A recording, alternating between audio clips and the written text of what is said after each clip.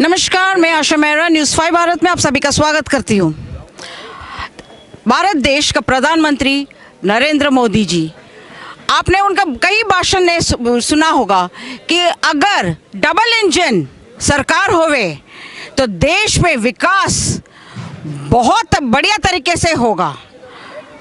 अब मैं यहाँ ऐसे जगह पर आकर बैठी हूँ जहाँ पर डबल इंजन का सरकार है।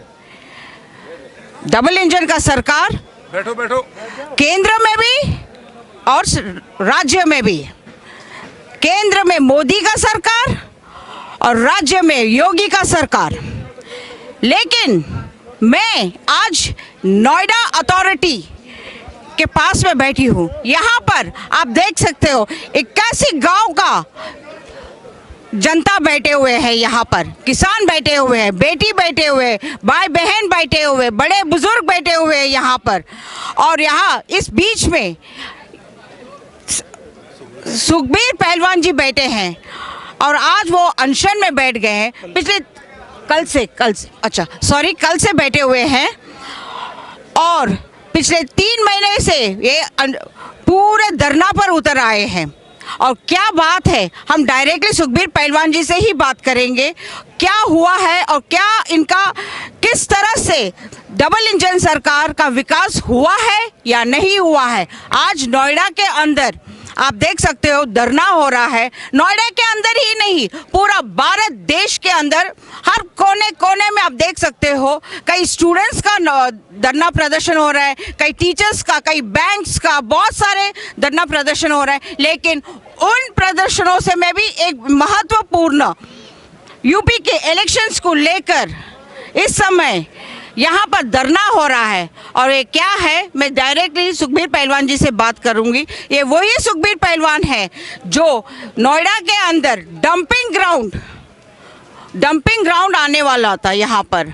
उस डंपिंग ग्राउंड को रोकने में उनका पूरा सहयोग सारे गांव वाले लोग दिए थे और उसमें उनका ऐतिहासिक जीत हासिल हुई है। आज मुझे देखना है कि सुखबीर पहलवान जी से बात कर वो आगे क्या बोलेंगे, क्या किस वजह से यहाँ पर बैठे हैं। नमस्कार जी। जी नमस्ते जी। हाँ जी, आप आज कल से आप अनशन में बैठे हैं, तो ये क्या है, क्यों आप अनशन में बैठ गए? क्या करूं जी, अपने घर के लिए तो चींटी भी लड़ती है, तो मेरे घर का सवाल है तो घर के लिए तो प्रॉपर लड़ना ही पड़ेगा। सारी ज़मीन जायदाद नोएडा प्राधिकरण को दे दी। नोएडा फल फूल रहा है। आज किसान जिसको अपने बच्चों के लिए, विकास के लिए, रोज़गार के लिए, हेल्थ के लिए, स्पोर्ट के लिए लड़ना था, आज वो किसान सिर्फ अपने घर की लड़ाई लड़ रहा है। सारी ज़मीन जायदाद देने के बाद में नोएडा को फलने फूलने के बावजूद किसान के घर पर नोएडा का नाम दर्ज है। किसी ने कोई पूछता क्या? कोई नहीं पूछता। ज़बरदस्ती तानाशाही रवैया दिखाकर नोएडा के किसानों के घरों पर अपना नाम नोएडा प्राधिकरण ने दर्ज कर लिया। कौन पूछ रहा है जी? इसलिए आज किसान अपने घरों के लिए बैठा है। ये हमारी पहली बात है। दूसरी है, इस तरह का विसंगतियाँ हुई है। नोएडा प्राधिकरण ने इस तरह एक जाल बुना है, आम आदमी का शोषण होकर रह गया है। और वो शोषण भ्रष्टाचार के रूप में, इसमें तरह तरह के तमंगे, तरह तरह की इसको विशेषण जो मिले कि ये टपकता हुआ भ्रष्टाचारी है नोएडा प्राधिकरण, सुप्रीम कोर्ट से मिला। आज आए दिन इसकी जो है, इसके घोटालों की जो है पर्द दर पर्द खुल रही हैं। सीएजी कुछ कह रही है, कोई कुछ कह रहा है, अलग अलग जो है खुलती चली जा रही हैं। शोषण का शिकार है किसान। दूसरी बात मैं वही कह रहा था कि भाई एक ही बाप की संतान है, एक ही खेत खसरा खसौनी है, सब कुछ एक ही है। एक भाई को 10% प्लॉट मिला है, दूसरे भाई को 5% प्लॉट मिला है। हम ये कहते हैं भैया जो भी इसमें विसंगति हुई है, आप इस विसंगति को दूर करो और सभी को 10% प्लॉट दे दो। क्यों? क्योंकि हमने जो मुआवजा लिया उसमें हमारा 10% प्लॉट पैसा काट लिया गया, हमको 90% दिया गया।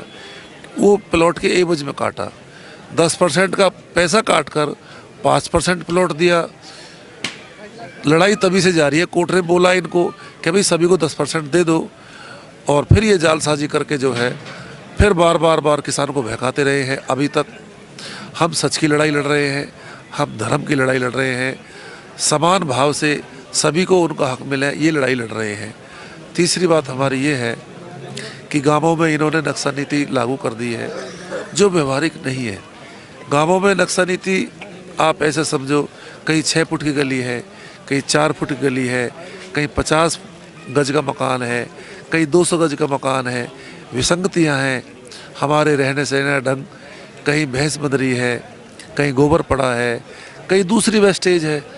तो अभी तक 2.5 साल के बाद इन्होंने अभी तक एक भी नक्शा पास नहीं कर पाए हैं। हम कहते हैं कि ये नक्शा नीति व्यवहारिक नहीं है, इसलिए आपको गांवों में नक्शा नीति लागू नहीं करनी चाहिए। दूसरे के अभी हमारे मकान हमारे नाम नहीं है। आपने 1932 के बाद में जो गांवों पर अपना नाम दर्ज कर लिया है, नोएडा प्राधिकरण का नाम दर्ज कर लिया है। वो कैसे कर लिए? 1932 में आबादी का बंदोबस्त हुआ था, और उसके बाद में कोई भी हमारे नोएडा के गांवों का आबादी का बंदोबस्त नहीं हुआ।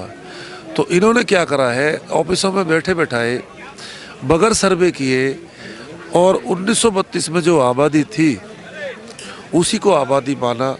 बाकी आबादी को इन्होंने एक्सटेंडेड आबादी घोषित करके आए दिन किसानों के घरों पर नोटिस चस्पा करते हैं, किसानों के घरों पर उनको तोड़ने जाते हैं, उनका शोषण होता है सरेआम। तो शोषण का शिकार यहाँ किसान है, उसी की लड़ाई चल रही है जी पूरी तरह से। ये जो है पुश्तैनी गैर पुश्तैनी का भेद खत्म हो। हमारा उद्योग चला गया, जो खेती उद्योग चला गया था, जो 5% के प्लॉट मिले हैं, हमें उनमें कुछ गतिविधि उद्योग अपना लगाने की, छोटी मोटी काम करने की छूट मिले, परंतु इन्होंने हर तरह से हमारे ऊपर नए कानून बनाकर एक तरह की नकेल कस दी है। उसी के लिए है, मेरा तो एक ही जुनून है कि मूल के लिए लड़ना ही आदमी का सबसे बड़ा कर्तव्य है। और ये मेरा मूल है, जननी जन्मभूमिश्च स्वर्गादपि गरीयसी, जननी और जन्मभूमि स्वर्ग से भी बढ़कर है। तो मैं वही लड़ाई लड़ रहा हूँ, यही मेरा कर्तव्य है, यही मेरा धर्म है। न जातो कामात न भयात न लोभात, धर्म तजे जीवितस्यापि हेतु। ना तो कामना से, ना भय से, ना लोभ से, यहाँ तक कि प्राणों की बाजी लगा दी जाए तब भी धर्म का परित्याग नहीं करना चाहिए।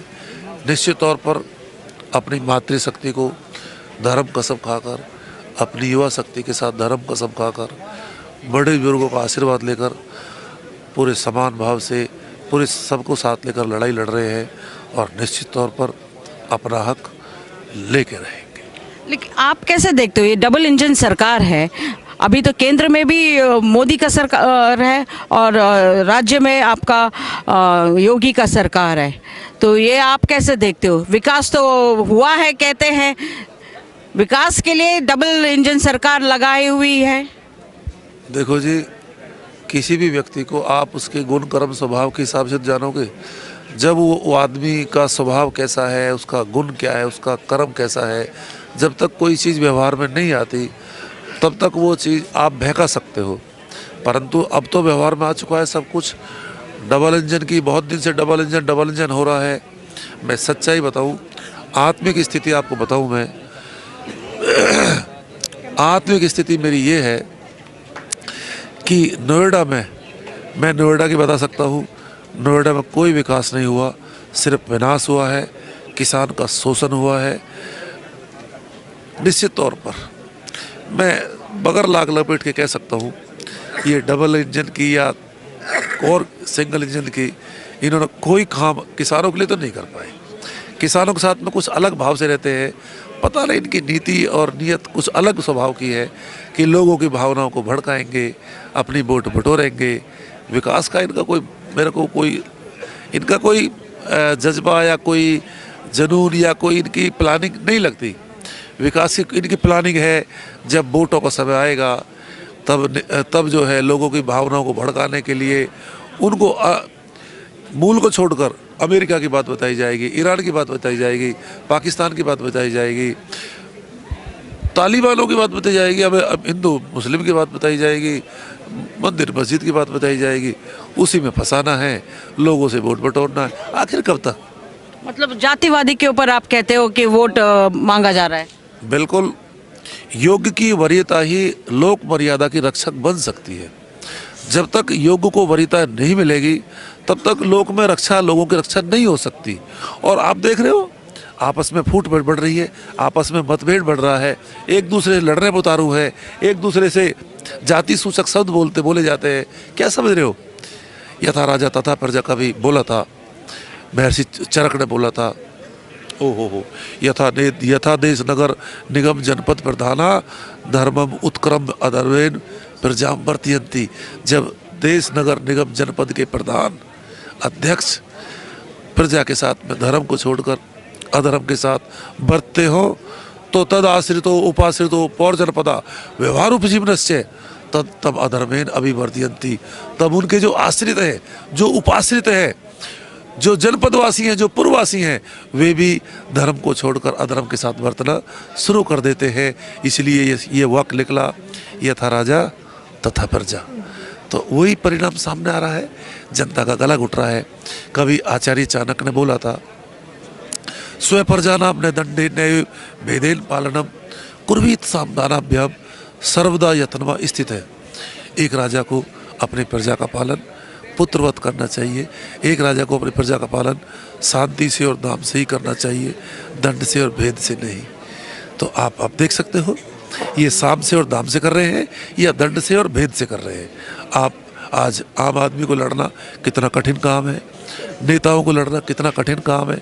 विपक्ष जिंदा रहना चाहिए, विपक्ष भी बना रहे, इनके ऊपर प्रश्न खड़ा करना आज ऐसा लगता है जैसे हमको राष्ट्रवादी नहीं है। तो निश्चित तौर पर लड़ाई जारी है, संघर्ष अभी जारी है। नो लाइफ विदाउट फाइट, संघर्ष ही जीवन है। निश्चित तौर पर संघर्ष कर रहे हैं। आंदोलन, धरना प्रदर्शन ये इसलिए किए जाते हैं अभी हम जिंदा हैं। और निश्चित तौर पर मैं आपको कह सकता हूँ, बड़े गर्व के साथ कह सकता हूँ, हम अभी जिंदा हैं, अपना हक लेके रहेंगे। ये थे सुखबीर पहलवान जी, और आपने सुना किस तरह से उन्होंने अपना और अपने 81 गांव का दुख और पीड़ा बताए हैं। और मैं एक जाते जाते एक प्रश्न पूछना चाहूँगी, क्या आपने आपके जो सांसद है और विधायक है उनसे बातचीत की आपने? किससे नहीं की? सारी यहाँ से हम इतना बड़ा आंदोलन कर रहे हैं, अपने कोई अहम छोड़कर हमने उनके ऑफिस में जाकर बात करी है।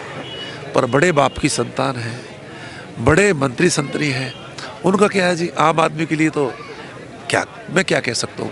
हमने सबसे 10-12 बार की वार्ता प्राधिकरण में हो चुकी है, सांसद जी से बात हो चुकी है, विधायक जी से बात हो चुकी है, तुम्हारे तेजपाल नागर से विधायक उनसे बात हो चुकी है, मंत्री अपने वो सतीश महाना जी से बात हो चुकी है, सचिव से अलग अलग स्तर की बात हो चुकी है, आयुक्त साहब से जो मेरठ मंडल के आयुक्त हैं उनसे वार्ता हो चुकी है। परंतु समाधान नहीं निकालते, आम आदमी को लटकाते हैं, उसका गला घोंटते हैं, बस और कुछ नहीं। सच की लड़ाई है, धर्म की लड़ाई है, और प्राणपण से लड़ेंगे और अपना हक लेके रहें। हम दोबारा आके सुखबीर पहलवान जी से मिलेंगे। तब तक जय हिंद, जय भारत, और बने रहे हमारे अगले न्यूज़ वीडियो से। Thank you.